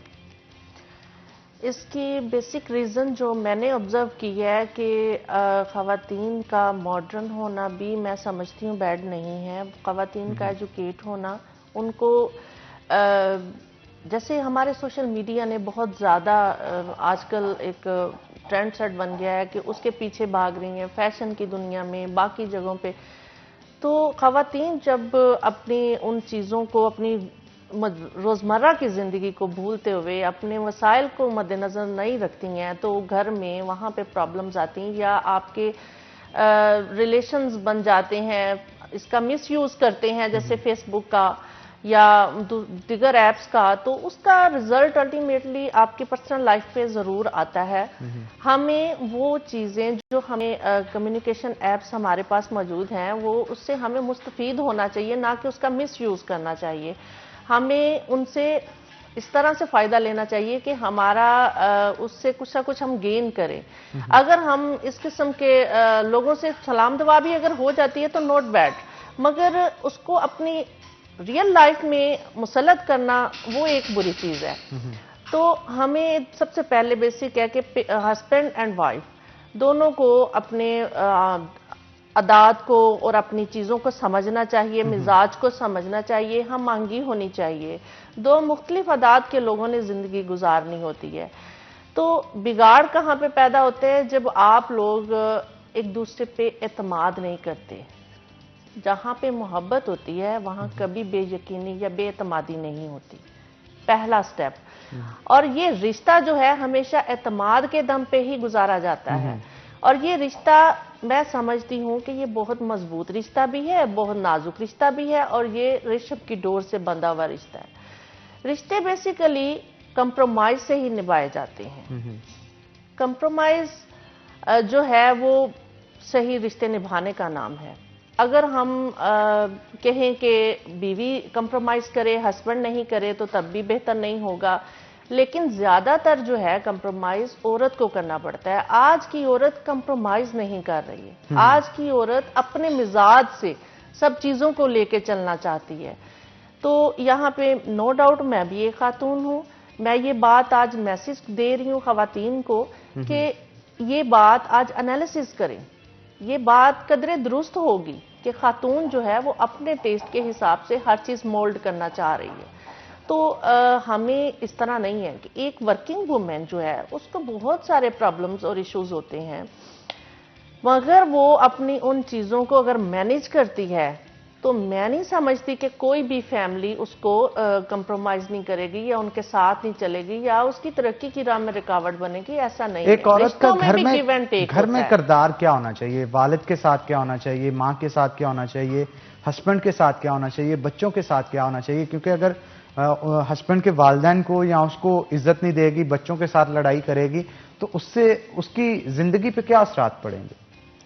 देखिए, हर रिश्ता जो है ना वो रिस्पेक्ट मांगता है। रिश्ते को जब आप रिस्पेक्ट से निगाह से देखते हैं तो आप डेफिनेट उनको मोहब्बत भी देते हैं, एहतराम भी देते हैं। जैसे आप कहते हैं कि आप कहीं बहू बन के जाते हैं तो आप कहते हैं कि मुझे रिस्पेक्ट दी जाए, मुझसे पूछा जाए। तो मुझे जब इंसान जो अपने लिए सोचता है ना, जब वो दूसरों के लिए सोचना शुरू कर दे तो वहाँ पे बिगाड़ नहीं आता है। वो बड़ा एक मशहूर मकूला है ना कि जब मैं बहू थी तो मेरी सास अच्छी नहीं थी, जब मैं सास बनी हूँ तो बहू अच्छी नहीं। बिल्कुल आप ठीक कह रहे हैं। तो ये बात है कि इंसान ये ना सोचे कि मैं ही अच्छा हूँ। जब इंसान ये सोचता है ना मैं ही अच्छा हूँ तो वहां पे भी बिगाड़ आता है। अब एक सास को भी थोड़ा सा कंप्रोमाइज करना पड़ता है, बहू को भी करना पड़ता है। यहाँ पे होता कुछ यूं है कि सारा कंप्रोमाइज बहू से मांगा जाता है, सास कंप्रोमाइज करने के लिए तैयार नहीं होती है। सास बहू एक ऐसा, आप जाते हैं कहीं से पौधा लेके आते हैं, वो लगाते हैं, तो बहू भी एक ऐसे बीज की मानद है कि जिसे आप उगाते हैं तो आप कहें कि फौरन फल दे दे। आप कोई भी दरख्त लगाते हैं अपने घर पे, पहले बीज लगाते हैं, उसको पानी देते हैं, उसको बड़े होने का इंतज़ार करते हैं, फिर उसके बाद कहीं जाके आप फल खाते हैं उसका। बहू की जो होती है हालत वो भी कुछ यूं ही होती है। सास को सोचना चाहिए, आते ही बहू से फल नहीं मांगे, बहू को सिखाना पड़ेगा, बहू के साथ कंप्रोमाइज करना पड़ेगा, कदम से कदम मिला के चलना पड़ेगा। उसको ये रियलाइज ना करवाए कि मैं इसकी मदर इन लॉ हूँ। वो अगर ये रियलाइज कराए कि मैं तुम्हारी बेटा मदर हूँ, तो वहां पे मैं समझती हूँ वो अपनी सगी बेटी से ज्यादा मोहब्बत करेगी। ये सास बहू का जो रिश्ता है ये अज़ल से अब तक यही क्यों सोचा जाएगा कि ये बस लड़ना ही है, इनमें इत्तेफाक नहीं हो सकता? बहुत सारे लोगों में इत्तेफाक होता भी है। मैं कहती हूँ कि होना भी चाहिए। ये बड़ा खूबसूरत रिश्ता है। मैं इस रिश्ते की बेहद कदर करती हूँ। शायद मैं इससे महरूम हूँ, लेकिन मेरी सास जितनी देर रही है उसने मुझे बहुत मोहब्बत दी है, बहुत दुआएं दी हैं। और आज भी कभी मैं उनको याद करूं तो मैं आंखें बंद करके उनकी एक आदत को याद करती हूँ, जब वो मेरा प्यार से माथा चुमा करती थी और मुझे दुआ दिया और ये अब जो आपके सास की तरबियत है ये भी कभी ना कभी किसी ना किसी की बेटी रही होती है, उन्होंने भी इनको तरबियत दी होती है, तो वो तरबियत भी इस चीज के अंदर बहुत काउंट करती है। और बहुत सारी खवातीन इस हवाले से आइडियल भी होती हैं कि वो अपनी बहुओं के साथ बड़ा अच्छा सलूक करती है। इवन मैं अपनी मदर की बात करूं, वो कहते हैं कि बेटियां पराया धन होती हैं और जो घर में आती हैं वो असल आपकी बेटियां होती हैं, बहुएं नहीं, उनको बेटियां कहना चाहिए। तो अगर उनके साथ बेटियों की तरह ही प्यार मोहब्बत करेंगे, मेरा नहीं ख्याल कि वो बहुएं अपनी सास के साथ जो है वो मिसबिहेव करेंगी या घर में बिगाड़ पैदा करेंगी। अच्छा, ऐसा है कि खातून जो होती है ना, वो अल्लाह ताला ने रिश्तों के लिए बड़ी इमोशनल बनाई हुई है। और खातून जो है वो सारी जिंदगी रिश्तों को निभाते गुजर जाती है, लेकिन फिर भी जब पूरी जिंदगी गुजर जाती है, लेकिन उसके हाथ फिर भी खाली होते हैं। अब बड़ी मजे की बात है और बड़ी गहरी बात है। हाथ खाली क्यों मैंने कहा है, वो इस तरह से कि देखें, वो बहू बन के आती है, वो अपनी तरफ से सारे रिश्तों को समेट के वो अपने साथ लेके वहाँ प्यार भरे रिश्तों में वो चलना शुरू करती है। हर रिश्ते को सींच के रखती है, उसके मिजाज के हिसाब से चलना चाह रही होती है कि मुझसे कोई नाखुश ना हो। बच्चे होते हैं, बच्चों की तरबियत करती है, फिर आगे उनकी जिंदगियां शुरू हो जाती हैं, आखिर पे वो बिल्कुल फिर तन्हा होती है। ऐसा नहीं, देखिए, आप जब अपने किरदार का अच्छा काम कर जाते हैं ना, आप आने वाले नए मेंबर्स के साथ भी जब अच्छा सलूक करते हैं, आप कहते हैं कि मेरे बेटे की खुशी है, मेरे बच्चे खुश रहें। जैसे आप बचपन में बेटे को हंसते हुए माँ खुश हो रही होती ना, अगर जवानी में वो अपनी बीवी के साथ खुश हो रहा है ना, तो आपको ज्यादा खुश होना चाहिए कि आज मेरे बेटे की खूबसूरत अज़वाजी जिंदगी गुजर रही है, उस पर खुश हो, उस पर बलाएं दे। बात का तो होता है ना, कहते हैं लैवी आंधी कब्जा कर लिया। नहीं, ये गलत सोच है। हमने भी कभी किसी के बेटे चलो जी, के इस साथ पर मजीद जिंदगी गुफ्तगू गुजारी करेंगे, है। लेकिन एक छोटी सी ब्रेक के बाद। तो नाज़रीन, एक ब्रेक लेंगे, ब्रेक के बाद दोबारा हाजिर होते हैं। कहीं मत जाइएगा, हमारे साथ रहिएगा।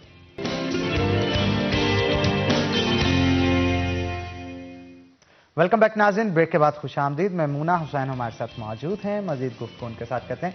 ममूना, बात दोनों अच्छे होते हैं, हस्बैंड भी वाइफ भी, दोनों के घर वाले भी अच्छे होते हैं, लेकिन बाहर से एक चीज़ आती है और घर में दरार पैदा कर देती है, उसका नाम है शक।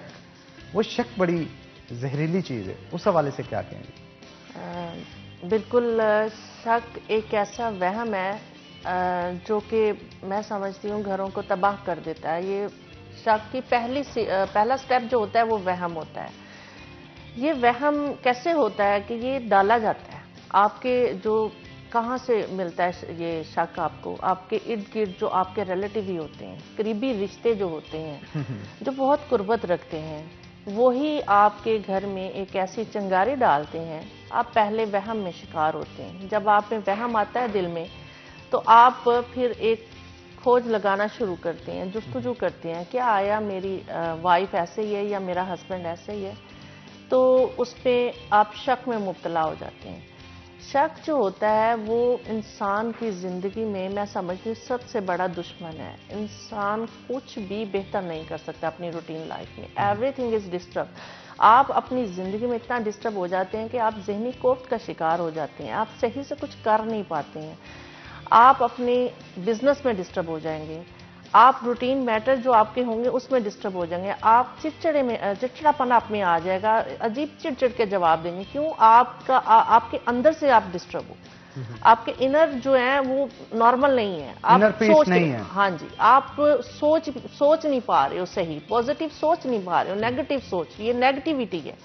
वहम जब आता है, कैसे आता है कि मिसाल के तौर पे आप कहते हैं कि ये चीज़ मैंने यहाँ रखी है या किसी ने उठाई है यहाँ से, तो वो कौन हो सकता है? वो कौन हो सकता है? वो आपने दिल में आया कि यहाँ पे फलाना बंदा आया था, उसी ने उठाई होगी, उसके लिए आपके दिल में एक शक आ गया है। जब आपके दिल में शक आ गया तो आप उसको खोजते हैं, तलाशते हैं, तो जारी बात है वो आपका अगर शक यकीन में बदल जाता है तो वहाँ पे प्रॉब्लम हो जाती है। जब शक की बुनियाद पे लड़ाई होती है मियाँ बीवी में, वो फिर शक की बुनियाद, जो एक बेसिक रीजन बनती है ना, वहां पे लड़ाई वहां तक नहीं रहती है। वो लड़ाई आगे इतनी तूल पकड़ जाती है कि जो बेसिक लड़ाई की वजह बनी है, जो शक की बुनियाद रखी गई है, जिस बात पे लड़ाई हुई है, वो तो कहीं मंजर से वैसे गायब हो गई है। नई बहुत सारी बातें वजूद में आ जाती हैं। जब बहुत सारी नई बातें वजूद में आ जाती है तो वहां पे रिश्ता ब्रेकआउट हो जाता है। और बाज़ ऐसे भी होता है ना कि आप बहुत सारी चीज़ें अपने हस्बैंड से छुपा रहे होते हैं, ये समझ के कि लड़ाई नहीं होगी घर में, इसको बताऊंगी तो ये हो जाएगा, वो हो जाएगा, वो भी बाद में पता, तो क्योंकि झूठ कभी भी छुपा नहीं रहता, कभी ना कभी सामने आता है। बड़ा खूबसूरत क्वेश्चन आपने किया है।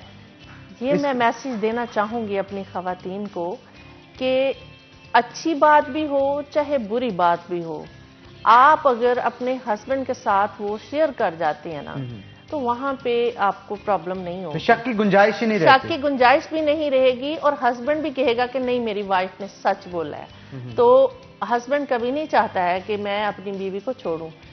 क्योंकि घर जो है ना वो बड़ी मुश्किल से बनते हैं, बार बार इंसान घर को नहीं बना सकता है।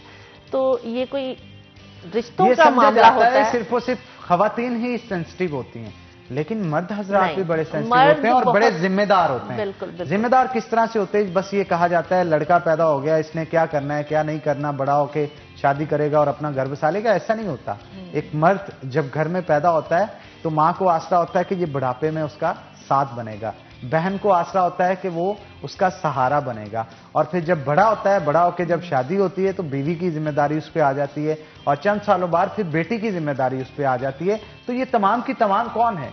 ये खवातीन ही है ना, लड़कियां ही हैं। तो हमेशा एक मर्द जो हिफाजत करता है सारी उम्र उन खवातीन की, वही खवातीन बाद में उसको इल्जाम ठहरा रही होती हैं और कह रही होती हैं कि इसने गलत किया। Compromise always required in every relation.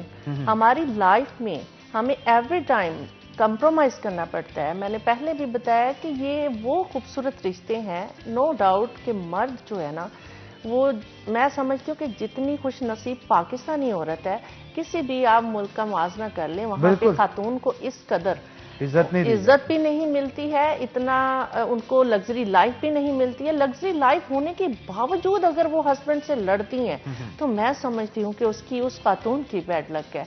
और ये चीजें अपनी जिंदगी से माइनस करनी चाहिए। ये देखना चाहिए कि आज पूरे दिन में हमने सबके साथ कुछ अच्छा करना है, सबको एक नया टेस्ट देना है। आप जब दूसरों को खुश करने का सोचते हैं ना, अपनी खुशी को एक तरफ रखते हुए, यकीन जानिए कि आपको इन सारे रिश्तों से इतनी खुशियां मिलेंगी कि आपसे समेटी नहीं जाएंगी। अच्छा, बाज़ ये भी होता है ना कि लड़की की शादी हो जाती है लेकिन उसका ध्यान फिर भी अपने पेकों की तरफ, अपने माँ बाप के घर में अटका रहता है, और इसकी वजह से भी बहुत सारे मसाइल जन्म लेते हैं। हाँ, इसके ऊपर क्या कहेंगे? ये थोड़ा सा मैं इस पे भी रोशनी डालना चाहूंगी। माएँ भी दो तरह की होती हैं। ये बड़ा मैं अहम फिक्रा कह रही हूँ, माएँ दो तरह की क्यों होती हैं। आप अक्सर सुनते हैं माएँ तो सारी एक सी होती हैं, सब कहते हैं, लेकिन मैं कहती हूँ माएँ दो तरह की होती हैं। एक वो माँ जो अपनी बेटी की तरबियत करती है, वो कहती है कि बेटा तुम्हारे शोहर का घर ही अब तुम्हारा घर है, तुम्हारे वही रिश्ते अपने बहन भाई हैं, और उसी घर को तुमने जन्नत बनाना है अपनी मोहब्बत से, अपने प्यार से, और कोशिश करना बेटे मोहब्बत से फतह कर जाओ हर रिश्ते को। एक माँ ये होती है, ये तरबियत होती है। एक माँ वो होती है। दूसरी माँ वो कहती है बेटा झुकना नहीं, अगर झुकोगी तो सारी जिंदगी झुकती रहोगी। ये दो बड़ी अहम बातें मैं आपके प्रोग्राम में कर रही हूँ, ठीक कह रही हैं। और इसमें मैं समझती हूँ बहुत बड़ा मैसेज है। अगर माँ, मैं कहती हूँ कभी भी मोहब्बत को नफरत से नहीं जीता जा सकता, मोहब्बत को हमेशा मोहब्बत से जीता जा सकता। बिल्कुल सही है। तो आप कहीं पे कोई आपसे नफरत भी कर रहा है ना, आप उसको दो लफ्ज मोहब्बत के देते हैं ना, तो उस बंदे की सोच और माइंडसेट आपके लिए चेंज होना शुरू हो जाएगा। और सबसे अहम बात कि आप देखें कि अक्सर लोग आपके लिए फील्ड में या किसी भी प्रोफेशन में प्रॉब्लम कर रहे होते हैं, आप उसको नेगेटिव कोई रिमार्क्स नहीं देते हैं, आप उसके लिए कुछ बुरा नहीं करते हैं, फिर भी मोहब्बत से ट्रीट करते हैं, तो वो बंदा आहिस्ता आहिस्ता मोल्ड होना शुरू हो जाएगा कि ये बंदा तो मेरे लिए बहुत पॉजिटिव सोचता है, मैं क्यों नेगेटिव इसके लिए कर रहा हूँ। एक ना एक दिन इंसान के इनर से आवाज जरूर आती है, और वो होती है ज़मीर की आवाज। तो ये वो बातें हैं जो हम अप्लाई करें तो बहुत अच्छा कर सकते हैं। यूं होता है कि स्टेप्स उठा लिए जाते हैं, लेकिन वक्त में आगे जाके आपको पता चलता है कि कितनी बड़ी जिंदगी में गलती कर ली आपने, लेकिन तब वक्त गुजर चुका होता है। तो उन लोगों को क्या पैगाम देते हैं आप, जिन्होंने मतलब अपने हस्बैंड के साथ या अपनी बीवी के साथ या फिर उनके वालिदैन के साथ जो मुनासिब रवैया नहीं रखा होता? देखिए हनान, मैं एक छोटी सी मिसाल देना चाहूँगी। मैंने ये खुद बहुत खूबसूरत बात तहरीर की थी कि रिश्ते जो होते हैं ना वो दरख्तों की मानद होते हैं।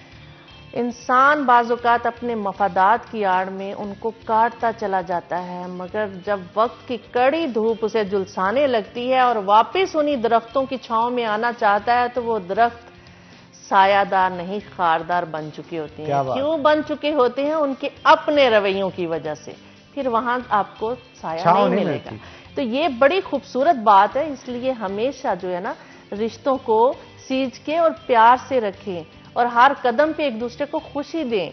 ताकि आप लोग जो हैं एक दूसरे के साथ बैठ के एंजॉय करें। आज देखें कि हम लोग जिंदा लोगों से बातें कम करते हैं, हम मोबाइल से ज्यादा बातें करते हैं। अच्छा, वैसे खाना भी हमारा आज की डिश भी तैयार हो चुकी है, तो डिश से याद आया मुझे, सास बहू की लड़ाई इस चीज पे भी बड़ी होती है, हंडिया किसने बनानी, इसके ऊपर क्या कहेंगे आप?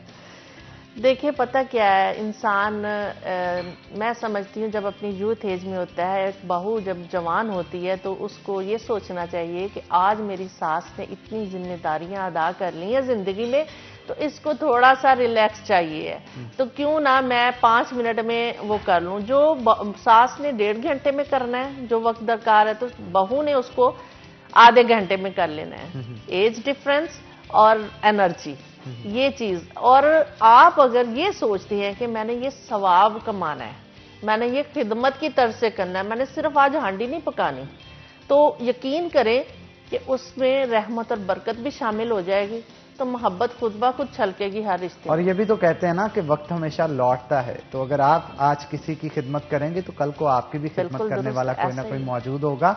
और इससे अपनी जिम्मेदारी समझ के अगर आप करेंगे, खुशी के साथ करेंगे, तो आपकी जिंदगी में भी जो कल को आएगा वो खुशी के साथ ही आपकी खिदमत करेगा। बाजुकात चीजों को जिम्मेदारी समझ के किया जाता है, खुशी समझ के नहीं किया जाता, तो ये खुशी समझ के ये चीजें करनी चाहिए, इससे अल्लाह ताला इस चीज का अजर और सवाब भी देता है। बहुत शुक्रिया मेमुना सैन आज के शो में आने के लिए। तो जनाब, आज का सवाल था कि शायर मशरिक किसे कहा जाता है, तो वो इल्लामा इकबाल हैं। आयशा हैं जिन्होंने बायो अमला की तरफ से आज गिफ्ट हैम्पर जीता है, तो आयशा आपको बहुत बहुत मुबारक हो। आयशा इसहाक, आपने जो बायो अमला का गिफ्ट हैम्पर जो है आज विन किया है, तो आप ऑफिस से आके उसे कलेक्ट कर सकते हैं। वंस अगेन बहुत शुक्रिया मेमुना सैन शो में आने के लिए। इसी के साथ नाज़रीन, आज के प्रोग्राम से अपने मेजबान हन्नान बुखारी को दीजिए इजाजत। इंशाल्लाह कल होगी आपसे मुलाकात, तब तक के लिए अल्लाह हाफिज।